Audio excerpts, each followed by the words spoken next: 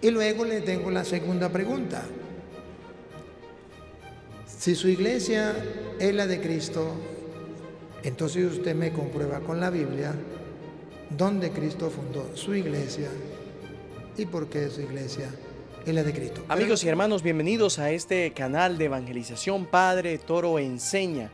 Hoy queremos compartir con todos ustedes este gran debate del Padre Luis Toro, que viene a hablar con estos hermanos separados acerca de la iglesia de Jesucristo. ¿Puede usted mostrarme con capítulos y versículos cuál es la iglesia de Jesucristo? ¿De dónde viene su iglesia? ¿Será que en la Biblia da el permiso para fundar otra iglesia con una doctrina diferente? Vamos a ver qué dicen estos pastores. Suscríbete y comparte, porque compartir es evangelizar. Para comenzar a compartir, yo tengo una interrogante. ¿Por qué todos ustedes se llaman cristianos evangélicos y cada uno funda una iglesia? La suya se llama la Iglesia de Cristo, la otra se llama los Pentecostales, otro se llama Pentecostales Unidos, otro se llama Adventista, otro se llama Testigo de Jehová. Cada uno funda una iglesia, le pone su nombre, luz del mundo, porque encontró que Cristo es la luz del mundo. Cada uno encuentra una palabra en la Biblia y por esa palabra que encuentra en la Biblia funda su iglesia. Yo quisiera que usted me dé un capítulo, un versículo, donde diga que una persona puede fundar otra iglesia distinta a la que Cristo ha fundado, agarrando la Biblia, colocándole un nombre porque está en la Biblia, y que entonces esa es la iglesia de Jesucristo porque le puso la iglesia de Jesucristo, ya es la iglesia de Jesucristo. Por ejemplo, no sé quién fundó su iglesia, en qué año fue fundada, no lo sé, pero aquí José Ney, allá en el llano, puede fundar otra iglesia y ponerle el nombre de la iglesia de Jesucristo, igual que la suya. Y allá Juan, allá por los rincones de la Florida, puede fundar otra iglesia y ponerle la iglesia de Jesucristo. Y como usted sabe, la suya sola no es la iglesia de Jesucristo, porque en el mundo hay muchas que tienen ese nombre, la iglesia de Jesucristo. ¿Dónde puedo encontrar yo en la Biblia? Dame un capítulo, dame un versículo donde se pueda fundar otra iglesia distinta a la que fundó Cristo. Teniendo claro lo que usted acaba de decir, que las iglesias de Apocalipsis no son sectas, ni tampoco son iglesias con doctrinas distintas, sino la misma iglesia en lugares distintos. Y luego le tengo la segunda pregunta. Si su iglesia es la de Cristo, entonces usted me comprueba con la Biblia dónde Cristo fundó su iglesia y por qué su iglesia es la de Cristo. Bueno, la respuesta está en la palabra de Dios. Ya vamos a leer, pero quisiera antes acotar que en la iglesia primitiva, en el tiempo de los apóstoles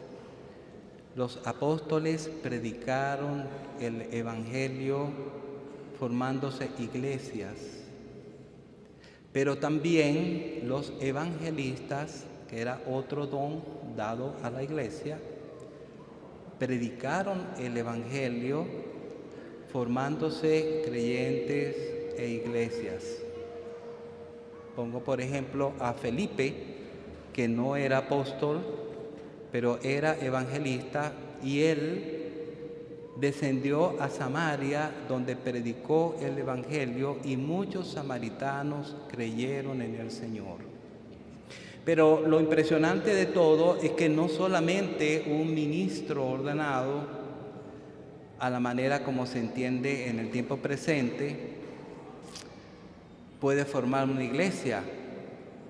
En el Nuevo Testamento tenemos el capítulo y el versículo que el amigo Luis Toro está preguntando para demostrar que personas sencillas que eran creyentes en Cristo, hombres y mujeres, a través de la evangelización, lograron por el poder del Espíritu Santo que se formaran iglesias.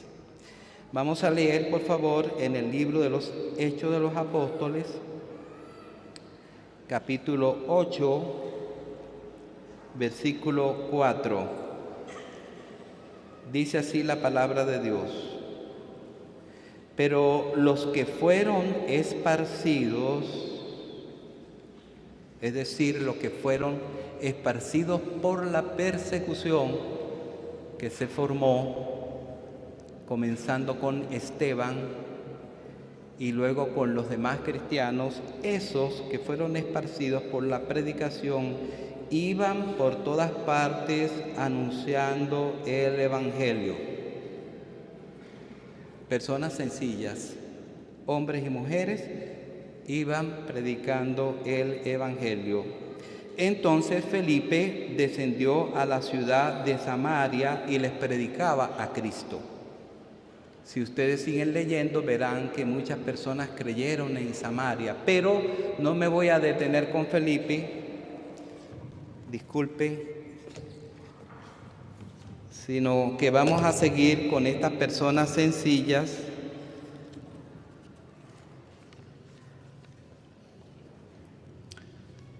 En el capítulo 11, versículo 19, está el fruto de su trabajo. Por favor, alúmbrame, hermano. Versículo 19 del capítulo 11. Ahora bien, los que habían sido esparcidos a causa de la persecución que hubo con motivo de Esteban, pasaron hasta Fenicia, Chipre y Antioquía sin hablar a nadie la palabra, sino solo a los judíos. Pero había entre ellos unos de Chipre y de Cirene, los cuales cuando entraron en Antioquía, fíjense ustedes, Antioquía, aquella importante ciudad, dice aquí que cuando entraron en Antioquía, hablaron también a los griegos, anunciando el Evangelio del Señor Jesús. Los griegos eran personas que no eran judías, pero que eran de otras naciones. Ese era el uso común del término griegos. Y la mano del Señor estaba con ellos. ¿Quién puede negar que cuando la mano del Señor está con un sencillo cristiano, no puedan haber creyentes convertidos al Señor y como resultado formación de una iglesia local? Aquí vemos pues, y la mano del Señor estaba con ellos, y gran número creyó y se convirtió al Señor. La pregunta era, ¿dónde aparece que yo puedo fundar otra iglesia? ¿Se acuerda? No como está en el Apocalipsis, que era la iglesia que está en Éfeso, la misma iglesia que les puse el ejemplo de la parroquia de aquí, que es la iglesia de aquí, la iglesia de allá. La pregunta mía fue, ¿dónde aparece que yo puedo fundar otra iglesia con otra doctrina distinta? Y le expliqué. Porque los testigos de Jehová tienen una doctrina, los pentecostales unidos tienen otra doctrina, los mormones tienen otra doctrina. De sobra sabemos que la iglesia comenzó por estos hombres sencillos que fueron a evangelizar y fueron fundando la iglesia, no iglesias, sino la iglesia en Éfeso, la misma iglesia. La iglesia en Corinto, la iglesia allá en Filipos. Entonces se fueron estableciendo, entonces no varias iglesias con varias doctrinas, sino varias iglesias por el lugar, pero con la misma doctrina y obedeciendo a los mismos jefes de la iglesia y en común unión con los apóstoles. Por ejemplo, usted me habla de Felipe, que Felipe no, pero si usted me leyó Felipe en el capítulo 8, o habla de Felipe, que se fue para allá a predicar, pero usted no lee Felipe en el capítulo 6, donde junto con Esteban y eso, agarran a los 7 y ahí estaba Felipe. Son los 7 primeros que eligieron. Pero entonces, la pregunta mía clara es, ¿por qué hay tantas sectas que se llaman Iglesias de Cristo, pero que uno enseña una doctrina, otro enseña otra doctrina, otro enseña otra doctrina? ¿En qué capítulo y en qué versículo hay constancia de que cada persona puede fundar una iglesia? No la misma iglesia en otra parte, sino una iglesia con una doctrina diferente, con jefes diferentes, porque si usted va a los testigos de Jehová, allá no lo dejan predicar porque hay jefes diferentes. Si usted va a los adventistas, allá no lo dejan predicar porque hay jefes diferentes, porque es una iglesia diferente. Allá si usted guarda el domingo, allá van a guardar el sábado porque hay doctrinas diferentes. O sea, no es la misma iglesia, mientras que, según dice el Apocalipsis, era la misma iglesia, pero en Éfeso, en Pérgamo, en Antioquía, todo eso es verdad, pero es la misma iglesia. ¿Y cómo les muestro yo que era la misma iglesia? Pruebas tengo. Cuando Pablo habla de las diversas iglesias que ya se habían fundado, por ejemplo, en Hechos capítulo 16, ¿lo ves? Bueno, 1 Corintios 16, 1 Corintios 16, y después miramos la de Hechos. Vamos a ver que no son iglesias con otras doctrinas, sino son iglesias en otras ciudades. Escuche. En cuanto a la ofrenda para los santos, en cuanto a la ofrenda de los santos, haced vosotros también de la manera que ordené en las iglesias de Galacia. San Pablo le da la orden a las otras iglesias. O sea que él es jefe, que él manda aquí y manda en las otras iglesias de Galacia. Allá no hay otros pastores distintos a San Pablo. Allá no hay otra doctrina. Es la misma doctrina, la misma enseñanza. Van a recoger la ofrenda para los santos en todas las iglesias de Mérida. No está diciendo que hay muchas iglesias con muchas doctrinas. Es la misma iglesia católica en Mérida con la misma doctrina, pero en diversos lugares. Ahora Hechos 16, versículo 4, creo que es el 4. Usted sabe que en el capítulo 15 de Hechos viene el concilio de Jerusalén y los apóstoles toman las decisiones y mandan esas decisiones a todas las iglesias. Pero no serían iglesias como ahorita todos los evangélicos, cada uno tiene una iglesia. No, porque esas órdenes se cumplen. ¿Cómo se van a cumplir? La orden que da un testigo de Jehová no la cumple usted. La orden que da usted no la cumple un testigo de Jehová, porque son de otras iglesias con otra doctrina. Vea, Hechos 16, 4. Y al pasar por las ciudades. Y al pasar por las ciudades. Las ciudades, como decir Mérida, San Cristóbal, Barinas. Les entregaban las ordenanzas que habían acordado los apóstoles. No eran otros pastores, se regían por los apóstoles a pesar de que eran otras iglesias, porque eran de otras ciudades. Ahora ponga cuidado cuando nombra las iglesias, ponga cuidado. y los ancianos que estaban en Jerusalén, para que las guardasen. Así que las iglesias, no con doctrinas distintas como ustedes tienen, y es mi pregunta, que usted se fue por otro lado y no me la respondió.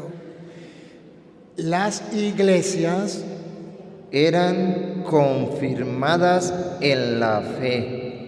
Eran confirmadas en la fe con las decisiones tomadas en el concilio de Jerusalén. Si fueran de otra doctrina, yo no acepto esto porque no está en la Biblia, como hacen los protestantes. Yo no acepto esto porque no es mi iglesia, es otra iglesia, pero es la misma doctrina. Y cuando usted me habló de que iban y predicaban el evangelio, y allá la gente se convertía, y allá la gente se unía, eso es verdad, pero no estaban fundando otras iglesias. Estaban fundando la misma iglesia en otros lugares. La misma iglesia que fundó Jesucristo, porque el único que la fundó fue Jesucristo. Mateo 16, 18, tú eres Pedro, y sobre esta piedra edificaré mi iglesia. Y que la misma Biblia Reina Valera viene a decir en Hechos de los Apóstoles, capítulo 2, versículos 46, 47, que cuando se predicaba no era para que fundaran otras iglesias. Los que se convertían, ¿se acuerda que estamos hablando de Hechos 2? Usted lo tiene que saber, día que vino Pentecostés, cuando se convirtieron 3,000 de un jalón y después otros 5,000. Pero para fundar otras iglesias o para acrecentar la iglesia. Vamos a ver.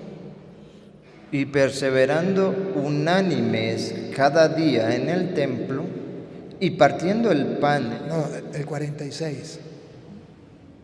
Y partiendo el pan en las casas, comían junto con alegría y sencillez de corazón. Aquí viene.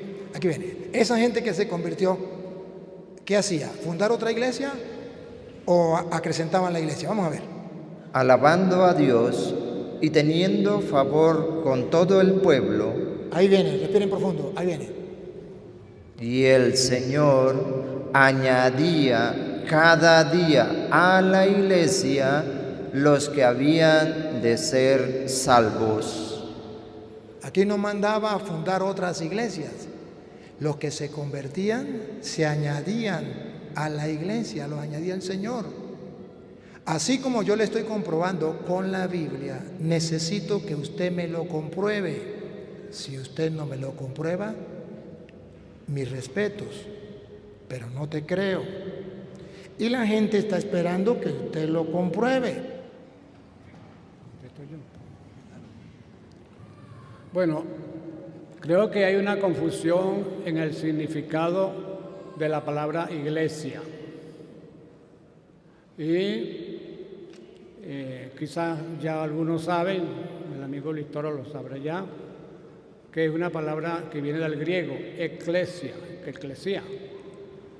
que significa sacados fuera. Cuando una persona cree en Jesucristo,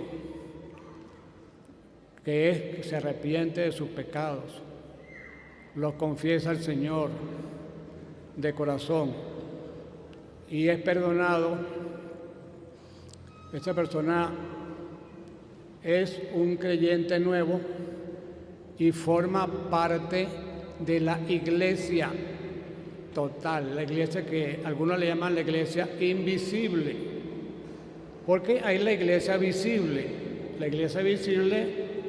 todo lo que nosotros podemos ver, pero hay una iglesia que no se puede ver fácilmente.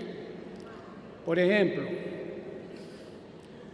cuando hubo en Hechos capítulo 2, creo que fue, la venida del Espíritu Santo, habían allí muchas personas de diferentes lugares, medos, persas, Mesopotamia, romanos, etcétera, ¿no? Cuando esas personas oyeron el Evangelio, llevaron ese Evangelio a sus diferentes lugares. Y lógicamente vemos que muchos creyeron. Esas personas que creyeron en Cristo se fueron para sus lugares. En aquel lugar le predicaron el Evangelio a sus vecinos, a sus conciudadanos, y creyeron. Y se formó una iglesia local. ¿Por qué se le llama local? Porque es de la localidad. Por eso se llama iglesia local. Entonces hay muchas iglesias locales, pero hay una sola iglesia invisible. Y cuando la palabra iglesia en singular aparece en las Escrituras, que la menciona el mismo Señor, y Pablo a veces se refiere a esa iglesia invisible, que todo el mundo no la puede ver. Entonces voy a poner este ejemplo. Creo que ya lo puse. Una persona se va a un sitio y allí predica la palabra y se convierte en tantos. Bueno, esas personas convertidas son 5, 10, 15, 20. Son la iglesia, pero una iglesia local. Pero si son verdaderamente convertidos, entonces pertenecen a la iglesia total. La iglesia total. Entonces es importante tener esa diferencia, conocer esa diferencia, que hay la iglesia local y hay la iglesia que llamemos, algunos le llaman universal, total, invisible. Pues. Eso es lo que nosotros entendemos en relación con lo que significa la iglesia. Quería decirlo. Gracias. Gracias, pero debo decir algo. Iglesia no significa lo que usted dijo. Iglesia significa asamblea. Asamblea. Entonces, pero significa asamblea. Pero luego ustedes pueden comprobar que ni él, que son mis hermanos a quienes aprecio, me puede dar un capítulo y un versículo donde diga que ellos pueden fundar otra iglesia con otra doctrina. Eso no existe. Eso es obra del diablo. La obra de Cristo es una iglesia. Como lo hemos visto en Mateo 16, 18, tú eres Pedro y sobre esta piedra edificaré mi iglesia. Como lo hemos visto en Efesios capítulo 5, versículo del 23 en adelante, el marido ame a la mujer como Cristo ama a la iglesia, y luego dice que Él la purifica porque Él quería darse a sí mismo una iglesia. Entonces, respeto la decisión de ellos, pero a las pruebas me remito. No tienen capítulos y versículos. Mas, sin embargo, me arriesgo que puede ser que se haya acordado del capítulo y versículo y ahorita me lo pueda dar. Pero todavía digo, no existe. Ni ellos, ni ningún hermano separado en ninguna parte del mundo me lo puede dar. Cuando él me dice, respeto su opinión, que la iglesia es la iglesia invisible y que las otras son iglesias locales, pero esta es iglesia invisible, yo quiero mostrarle que según Pablo deja de ser así, que tiene que ser visible. En Colosenses capítulo 1, versículo 18, Pablo dice ¿qué es la iglesia? Lo dice en Colosenses 1, 18. Escuchemos. 18. Colosenses 1, 18. Y Él es la cabeza del cuerpo, que es la iglesia. Aquí habla de que la iglesia es un cuerpo. Si es un cuerpo, no lo está comparando con algo invisible, sino con algo visible. Pero no solamente ahí, la iglesia es el cuerpo. Y ahora vamos a encontrar donde está lo visible y lo invisible. Efesios capítulo 4, versículo 4. Ahí vamos a encontrar que lo visible es el cuerpo, que es la iglesia. Y lo invisible es algo espiritual. Y es distinto. Y lo dice Pablo a los Efesios capítulo 4, versículo 4. Escúchenlo. Un cuerpo. Un cuerpo. ¿A qué llama Pablo cuerpo? La iglesia. Ahora vamos a ver si el cuerpo es visible o es invisible. Y luego habla del espíritu. ¿Qué es lo invisible? ¿El espíritu o el cuerpo? Porque dice un cuerpo y un espíritu. ¿Qué es lo invisible? El espíritu, no el cuerpo. El cuerpo es visible y tiene que ser uno. ¿Y cómo sabemos que tiene que ser visible? Porque Juan 17, 21, cuando Jesucristo dice que todos sean uno, un solo cuerpo, una sola iglesia, dice que la gente lo tiene que ver. ¿Y cómo lo va a ver si es invisible?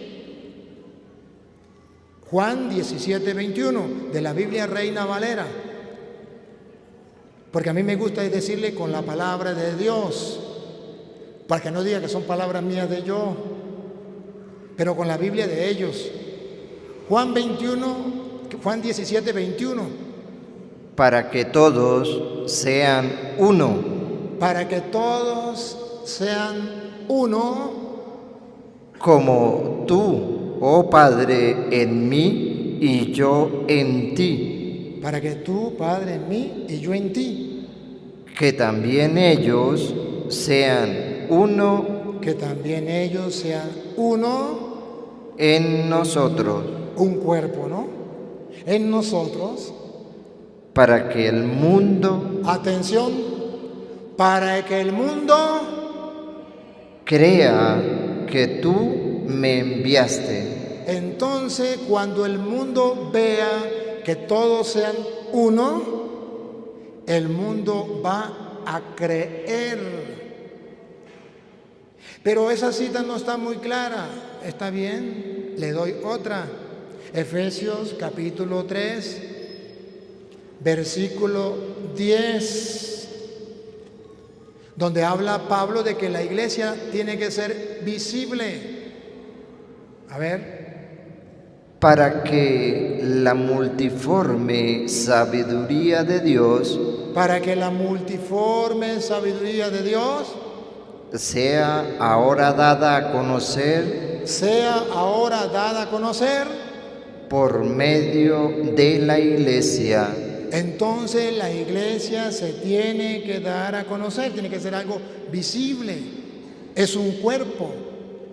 Tiene que verse esa iglesia, es el cuerpo de Cristo. Ahí mismo, Efesios 1:22, dicen que la plenitud de Dios está en la iglesia. Y yo puedo encontrar allí, en esa iglesia, la plenitud de Dios. Y es un cuerpo, no un espíritu. Y sometió todas las cosas bajo sus pies, y lo dio por cabeza sobre todas las cosas a la iglesia, la cual es su cuerpo. Es un cuerpo, no es un espíritu. ¿Y en ella qué hay en esa iglesia? La plenitud de aquel que todo lo llena en todo. Entonces, yo respeto la opinión de ellos, de que la iglesia es algo espiritual. Si la iglesia es algo espiritual, entonces ¿por qué ellos tienen una iglesia?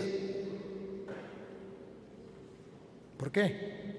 Si la iglesia es algo espiritual, entonces ¿por qué ellos no se convirtieron y se quedaron en la iglesia católica? Que sus abuelos, según dice él, eran católicos. ¿Por qué no se quedaron en esa iglesia? Y si la conversión fuera como ellos dicen, entonces ¿qué pasó con Pablo? Camino a Damasco, Hechos 9, Pablo se convierte. Pero Pablo, cuando se convierte, no funda otra iglesia. Pablo se convierte y no se queda en la religión judía, porque no me importa la religión, lo que me importa es convertirme. Pablo se integra a la iglesia de Cristo. Él echó el cuento cuando él era joven y un día se convirtió y se integró a la iglesia. Ese día que se convirtió, porque sintió, eso se llama sentimiento. Me miento por lo que sentí. Sentimiento. Y no se trata de sentimientos, se trata de pruebas bíblicas. En Hechos de los Apóstoles, capítulo 9, versículo 1 en adelante, tenemos que leerlo para que se den cuenta que no es como ellos dicen, que usted se convierte y ya está en la iglesia. Oigan. Saulo, respirando aún amenazas y muerte contra los discípulos del Señor, vino al sumo sacerdote y le pidió cartas para la sinagoga de Damasco, a fin de que si hallase a algunos hombres o mujeres de este camino, los trajese presos a Jerusalén. Mas, yendo por el camino, aconteció que al llegar cerca de Damasco, repentinamente le rodeó un resplandor de luz del cielo, y cayendo en tierra, oyó una voz que le decía: Saulo, Saulo, ¿por qué me persigues? ¿Habrá un encuentro con Cristo más personal y más hermoso que ese? No. La conversión de él quedó chiquitica al lado de la de Pablo. Pero Pablo, cuando se convierte, no dice: yo ya soy la iglesia, yo ya no voy a estar en ninguna iglesia, porque yo ya convertido soy la iglesia. Vamos a ver, dale. Él dijo: ¿quién eres, Señor? Y le dijo: yo soy Jesús, a quien tú persigues. Dura cosa te es dar coces contra el aguijón. Él, temblando y temeroso, dijo: Señor, ¿qué quieres que yo haga? Cuando Pablo se convierte, tiene un encuentro con Cristo, él se pregunta: ¿solo basta convertirme y tener un encuentro con Cristo? ¿O qué quieres que yo haga? Y el Señor le va a decir lo mismo que le dice a usted. ¿Qué quiere que haga? Cuando usted tuvo ese encuentro con Cristo, que usted no lo hizo. Tuvo el encuentro con Cristo, pero no hizo lo que el Señor manda. ¿Qué quieres que haga? Escuche. Y el Señor le dijo: levántate y entra en la ciudad, y se te dirá lo que debes hacer. Ahí tengo mi iglesia. Allá se le dirá lo que tienes que hacer. Usted no tiene que inventar nada. Usted no tiene que inventar otra iglesia. Allá tengo mis ministros, mis apóstoles.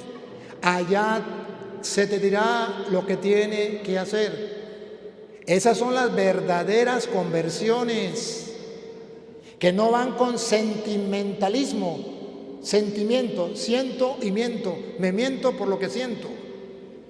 Van con convicción, con fe. Fe no en lo que diga un hombre, fe en lo que diga la palabra de Dios. ¿Y sabe por qué se llama Hechos de los Apóstoles?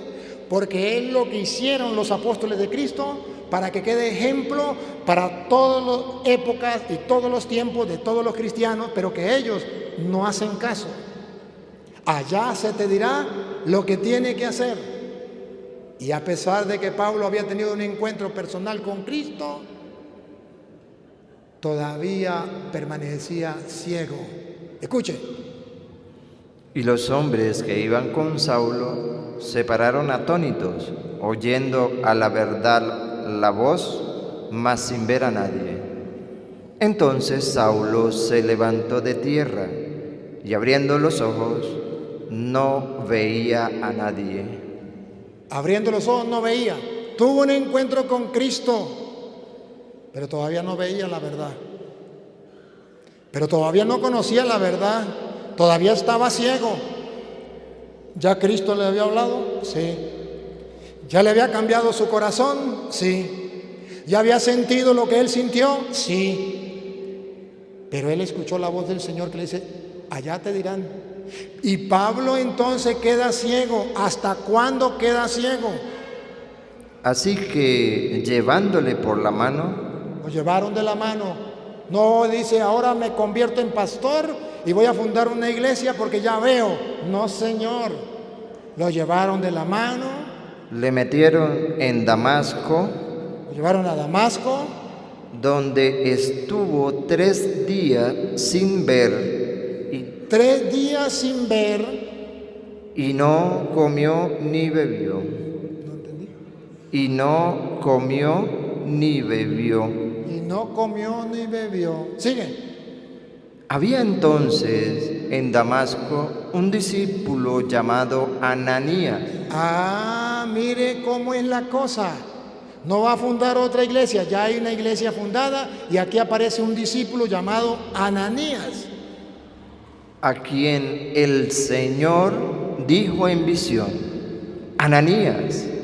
Y él respondió, heme aquí, Señor. Y el Señor le dijo, levántate y ve a la calle que se llama Derecha y busca en casa de Judá a un llamado Saulo. ¿Ve cómo compagina todo? ¿Cómo Dios va armando todo? El rompecabezas. Porque he aquí, él ora y ha visto en visión a un varón llamado Ananías, que entra y le pone las manos encima para que recobre la vista. Entonces Ananías respondió, Señor, he oído de muchos acerca de este hombre, cuántos males ha hecho a tus santos en Jerusalén. Lo conocían. Y aún aquí tiene autoridad de los principales sacerdotes para prender a todos los que invocan tu nombre. El Señor le dijo, ve, porque instrumento escogido me es este para llevar mi nombre en presencia de los gentiles. Es un instrumento querido por Dios, pero Dios lo iba llevando. No es que hago lo que a mí me da la gana y fundo una iglesia porque yo ya encontré a Cristo. El Señor le dice, yo lo tengo preparado, pero tiene que ser por los caminos que yo mando. Yo estoy tocando a Ananías para que haga el trabajo. Él me va a representar como discípulo mío. Él le va a decir lo que tiene que hacer. Y de reyes y de los hijos de Israel, porque yo le mostraré cuánto le es necesario padecer por mi nombre. Fue entonces Ananías y entró en la casa, y poniendo sobre él las manos, dijo, hermano Saulo, el Señor Jesús, que se te apareció en el camino. Ahí está el detalle. El Señor Jesús no actúa espiritualmente como Él dice solamente, actúa con hombres visibles de la iglesia, visible. Por donde venías, me ha enviado para que reciba la vista y seas lleno del Espíritu Santo. Y al momento le cayeron de los ojos como escamas y recibió al instante la vista. Pruebas tengo, capítulos y versículos. El gato es blanco, tengo los pelos del gato en la mano. Queridos hermanos, nos damos cuenta en el compartir con estos hermanos protestantes y el padre Luis Toro, ¿quién tiene la verdad? Cuando digo que el gato es blanco, tengo los pelos del gato en la mano. Y es sencillamente porque con la palabra de Dios nos muestra, con capítulos y versículos, donde dice que Jesucristo tiene una sola iglesia, con una sola doctrina. Vamos a anotarlo, vamos a estudiarlo, vamos a darnos cuenta que Cristo solamente tiene una iglesia y que no aparece en la Biblia por ningún lado una cita donde diga que pueden crear varias iglesias con doctrinas diferentes. Y es esto lo que los pastores no pueden mostrar. Por eso siempre compartimos con todos ustedes los videos, las enseñanzas, para que nos demos cuenta que siempre debemos perseverar en la iglesia de Jesucristo, así como Pablo se convirtió y fue a integrarse a la iglesia de Jesucristo. Así nosotros no nos dejemos llevar por falsas doctrinas, por vientos de doctrinas que vienen del enemigo, que vienen del diablo. Que Dios les bendiga, nos vemos en una próxima oportunidad, muy pendientes, porque este debate probablemente sigue.